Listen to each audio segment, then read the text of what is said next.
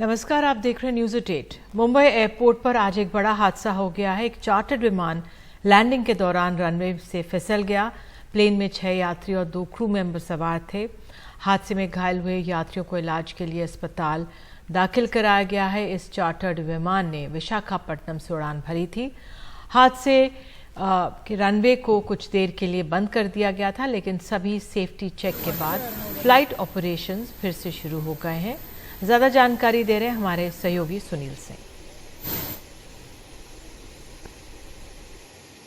Mumbai airport पर आज एक बड़ा हादसा हुआ। एक प्राइवेट जेट विमान जो कि विशाखापट्टनम से मुंबई आ रहा था, यहाँ मुंबई हवाई अड्डे पर उतरते समय बताया जा रहा है कि रनवे पर स्किड हो गया 27 नंबर पर और बाद में क्रैश हो गया। क्रैश होने से उसके विमान जो क्षतिग्रस्त हो गया, उसमें यात्री जो थे वो फंस गए और आग भी लग गई। तुरंत इमरजेंसी सर्विसेज वहाँ पर पहुँची, एम्बुलेंस पहुँचाए गए और सभी को निकालने की कोशिश हुई। और उसमें से बताया जा रहा है, जो जानकारी मिली है कि 6 यात्री उसमें सवार थे और 2 क्रू मेंबर। सभी 8 के 8 को बाहर निकाल लिया गया है। जो जख्मी हैं, जिन्हें क्रिटिकल केयर अस्पताल में ले जाया गया है, वहाँ पर उनका फिलहाल इलाज चल रहा है। जो जानकारी मिली है कि ये विमान तकरीबन 3 बजे विशाखापट्टनम से उड़ा था और वहाँ 5 बजे के करीब यहाँ जब वो लैंड कर रहा था, उसी के दौरान वो क्रैश हुआ है। हालांकि अधिकृत तौर पर यह बताया गया है कि रनवे पर स्किड होने की वजह से वो क्रैश हुआ है, लेकिन एक जो सीसीटीवी फुटेज एक सामने आया है, उसमें से साफ दिखाई पड़ रहा है कि जब वो उतर रहा था उसी दौरान जो है कि वो क्रैश होता हुआ दिखाई पड़ रहा है। बहरहाल आज जो है कि मौसम बहुत ही ख़राब था, बारिश यहाँ पर काफ़ी तेज़ हो रही थी और इसीलिए बताया जाता है कि वो रनवे पर से स्किड हो गया। जब ये हादसा हुआ तब कुछ देर के लिए रनवे का हवाई अड्डे का जो ऑपरेशन था वो बंद कर दिया गया था, लेकिन तकरीबन 6 बजे के बाद ऑपरेशन शुरू कर दिया गया। जो उड़ानें हैं अब बदस्तूर उड़ रही हैं और जो फ्लाइट है वो उतर भी रही हैं, यानी कि ऑपरेशन पूरी तरह से चालू है। लेकिन ये हादसा हुआ है और गंभीर हादसा है और इसमें 8 लोग जख्मी हैं, जिन्हें कि अस्पताल में भर्ती कराया गया है। उनका फिलहाल इलाज चल रहा है और जो यात्री हैं उनमें से जो 6 हैं यात्रियों में से 5 जो है हिंदुस्तानी बताए जा रहे हैं, उसमें कोई नाम भी कुछ सामने आए हैं और एक जो है डेनमार्क का रहने वाला विदेशी है और 2 क्रू मेंबर है। सभी को फिलहाल अस्पताल में भर्ती कराया गया है, उनका इलाज चल रहा है। ये हादसा क्यों हुआ, इसकी फिलहाल जांच की जा रही है। मुंबई से cameraman Praveen Dosa, Sunil Singh, NDTV India के लिए। उधर जम्मू कश्मीर के अनंतनाग में आतंकवादियों के साथ सुरक्षा बलों की मुठभेड़ जारी है। लगातार फायरिंग चल रही है। सुरक्षा बलों ने 2 आतंकवादियों को घेर लिया है। इससे पहले आतंकवादियों के साथ मुठभेड़ में सेना के कर्नल, मेजर और पुलिस के एक DCP शहीद हो गए थे। तीनों अफसरों ने बहादुरी के साथ आतंकवादियों का मुकाबला किया था। सूत्रों के मुताबिक बीती देर रात सुरक्षा एजेंसियों को कोकरनाग के जंगलों में आतंकवादियों के होने की पुख्ता खबर मिली थी और इसी के आधार पर सेना और पुलिस ने एक साझा ऑपरेशन शुरू किया था। जंगल में छुपे आतंकवादियों ने सेना और पुलिस टीम पर भारी फायरिंग शुरू कर दी थी।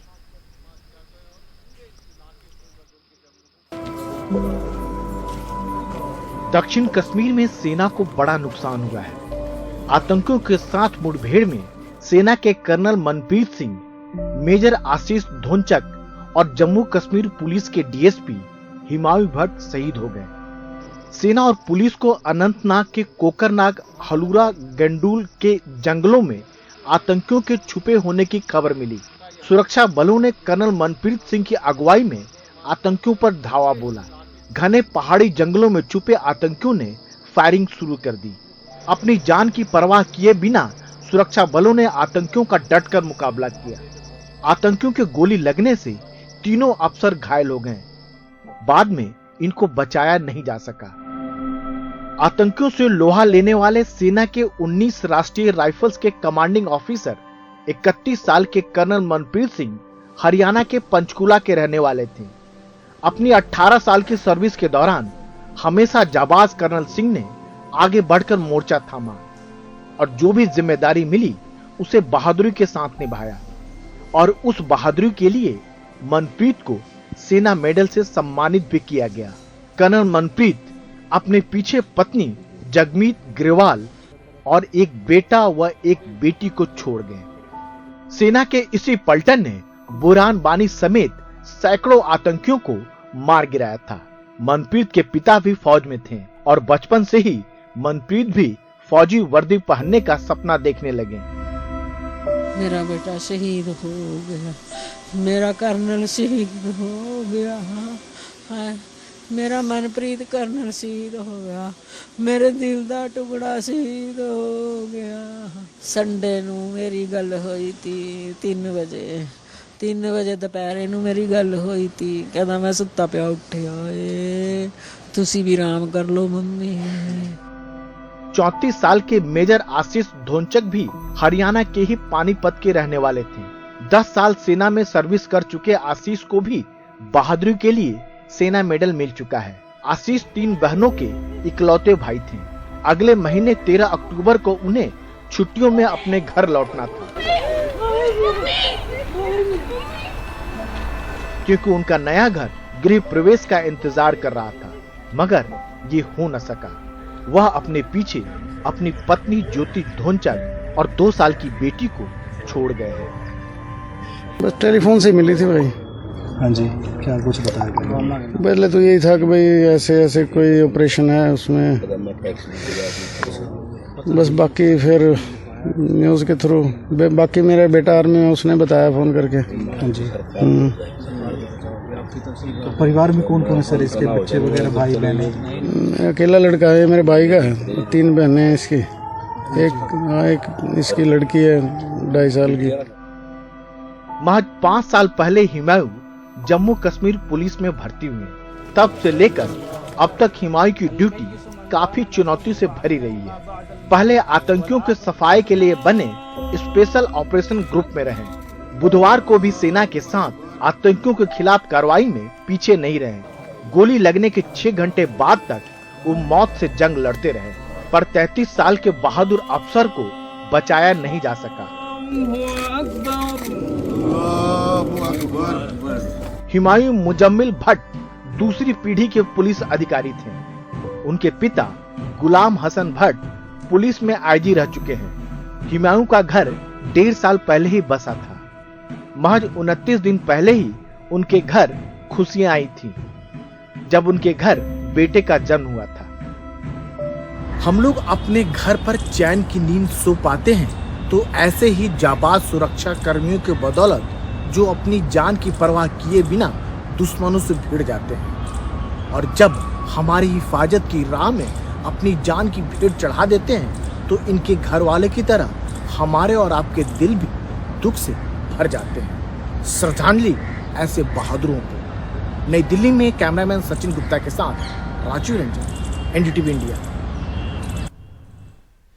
प्रधानमंत्री मोदी ने आज मध्य प्रदेश और छत्तीसगढ़ को कई परियोजनाओं की सौगात दी है। मध्य प्रदेश के बीना में उन्होंने 50,000 करोड़ की लागत से बनने वाले पेट्रोकेमिकल प्लांट की आधारशिला रखी। इसके बाद प्रधानमंत्री मोदी छत्तीसगढ़ के रायगढ़ पहुंचे। उन्होंने सनातन धर्म को लेकर की गई टिप्पणी का मुद्दा उठाया और विपक्ष को जमकर घेरा। प्रधानमंत्री ने कहा है कि विपक्षी गठबंधन ने तय कर लिया है कि वे भारत की सनातन संस्कृति को समाप्त करके रहेगा। प्रधानमंत्री ने कहा है कि गठबंधन गठबंधन का छिपा एजेंडा सामने आ गया है। हम देख सकते हैं कि वहां पर जो ये रोड शो है इसमें प्रधानमंत्री बीना रिफाइनरी की 7.8 MMTPA क्षमता का विस्तार कर 11 MMTPA किया जा रहा है। साथ ही यहाँ प्रधानमंत्री नरेंद्र मोदी ने मध्य प्रदेश में आज बीना रिफाइनरी में पेट्रोकेमिकल कॉम्प्लेक्स और 10 अन्य औद्योगिक परियोजनाओं की आधारशिला रखी। प्रतिष्ठा और प्रताप के परिचालक श्री नरेंद्र मोदी जी यहाँ मंच पर उपस्थित हैं। आप सभी की तालियों की गड़गड़ाहट के साथ हम उनके स्वागत को सत्कार देंगे। जोरदार तालियां हो जाए प्लीज आप सभी की। वहाँ एक रैली को संबोधित करते हुए पीएम मोदी ने विपक्षी गठबंधन पर निशाना साधा। पीएम मोदी ने कहा कि कुछ लोग सनातन धर्म को मिटाकर देश को फिर से 1000 साल की गुलामी में धकेलना चाहते हैं। इंडी अलायंस की नीति है, एक गठबंडिया गठबंधन की नीति है, भारत की संस्कृति पर हमला करने की। इंडी अलायंस का निर्णय है भारतीयों की आस्था पर हमला करो। इंडी अलायंस गठबंडिया गठबंधन की नीयत है भारत को जिस विचारों ने, जिस संस्कारों ने जिस परंपराओं ने हजारों वर्ष से जोड़ा है उसे तबाह कर दो। आप सभी की तालियों की गड़गड़ाहट के साथ हम इस स्वागत को सत्कार देंगे। पीएम मोदी ने कहा कि देश के कोने कोने में हर सनातनी को, इस देश को प्यार करने वाले को सतर्क रहने की जरूरत है। उन्होंने कहा कि इनका नेता तय नहीं है, नेतृत्व पर भ्रम है, लेकिन इन्होंने अपनी मुंबई मीटिंग में ये घमंडिया गठबंधन कैसे काम करेगा इसकी नीति और रणनीति बना दी है। कुछ लोग घमंडिया गठबंधन भी कहते हैं। इनका नेता तय नहीं है, नेतृत्व पर भ्रम है। स्वीकार करें जिस दिन उधर विपक्ष ने पीएम मोदी के आरोपों का जवाब दिया। शिव भगवान के विषय में, भगवान राम के विषय में या बुद्धिस्ट धर्म के विषय में या किसी भी धर्म के विषय में अगर डिबेट करना चाहें तो हमारा नेता 5 मिनट में इनको चित्त कर देगा। उसका इतना गहरा अध्ययन है धर्मों के विषय में। कोई भी धर्म, मैं बार बार कह रहा हूं, उसको इसके आधार पर होना होगा। अगर उसके अंदर न्याय नहीं है तो किस बात का? एक क्लिक के माध्यम से बीपीसीएल बीना रिफाइनरी परिसर में पेट्रोकेमिकल कॉम्प्लेक्स एवं मध्य प्रदेश की 10 नई औद्योगिक परियोजनाओं का अनावरण करने का कष्ट करें। यह पहली बार है जब पीएम मोदी ने सनातन के मुद्दे पर अपनी चुप्पी तोड़ी है। इससे पहले वे केंद्रीय मंत्री परिषद की अनौपचारिक बैठक में मंत्रियों से कह चुके हैं कि सनातन धर्म की तुलना HIV, कोढ़, डेंगू, मलेरिया से कर उसे जड़ से नष्ट करने के डीएम के नेताओं के बयानों का जोर शोर से जवाब दिया जाना चाहिए। ब्यूरो रिपोर्ट के साथ अखिलेश शर्मा, एनडीटीवी इंडिया। आगरा के राजकीय बाल गृह में बच्चों के साथ हैवानियत का वीडियो सामने आए हैं। इसमें से एक में बाल गृह के अधीक्षक चप्पलों से बच्चों की पिटाई कर रही हैं। एक वीडियो में बच्चा रस्सियों से बंधा हुआ दिख रहा है। ये अधिकारी जब प्रयागराज में थी तो वहां भी इसी तरह के बच्चों को प्रताड़ना देती थी, कहा गया। 2 दिन से इस बाल गृह से बच्चों की प्रताड़ना के वीडियो वायरल हो रहे थे। बच्चों को चप्पल से पीटने के साथ पैर बांधकर यातनाएं देने वाली अधीक्षक पूनम पाल को गिरफ्तार कर लिया गया है। जांच के लिए समिति बना दी गई है।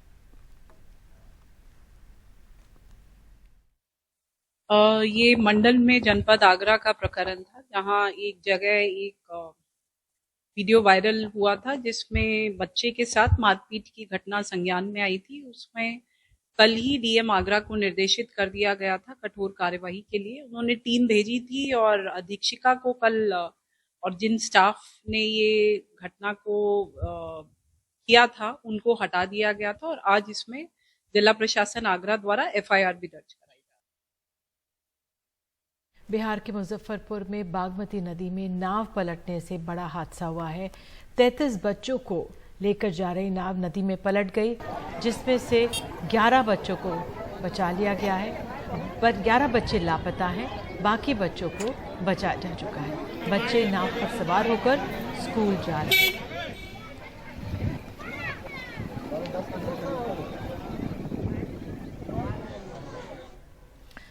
जुनैद नासिर हत्याकांड में मोनू मानेसर को आज 15 दिन की न्यायिक हिरासत में भेज दिया गया है। कड़ी सुरक्षा और बख्तरबंद गाड़ी में मोनू मानेसर को सेवर जेल भेजा गया है। मोनू मानेसर इस मामले में कई महीने से फरार था। हरियाणा पुलिस ने मोनू मानेसर को 12 सितंबर को गिरफ्तार किया था। उस पर 31 जुलाई को नूह में हुई हिंसा से पहले भड़काऊ सोशल मीडिया पोस्ट डालने का आरोप है।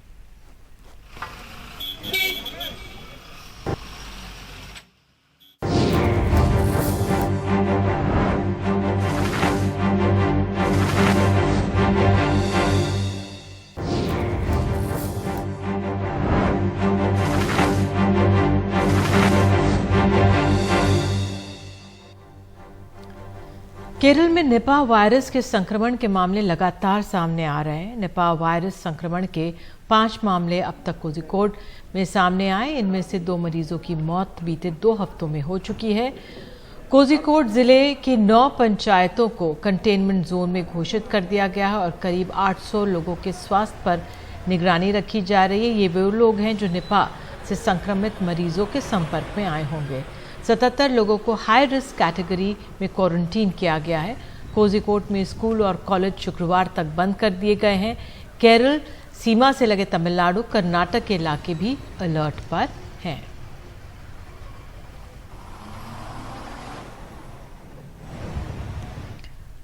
और बात अब तृणमूल कांग्रेस अध्यक्ष ममता बनर्जी की, जो आज सुबह जॉगिंग करते हुए नजर आई। उनके साथ कई और लोग भी जॉगिंग कर रहे थे। ममता बनर्जी दुबई गई हुई थी और अब बताया जा रहा है वो स्पेन में है, मैड्रिड से ये तस्वीरें आई हैं।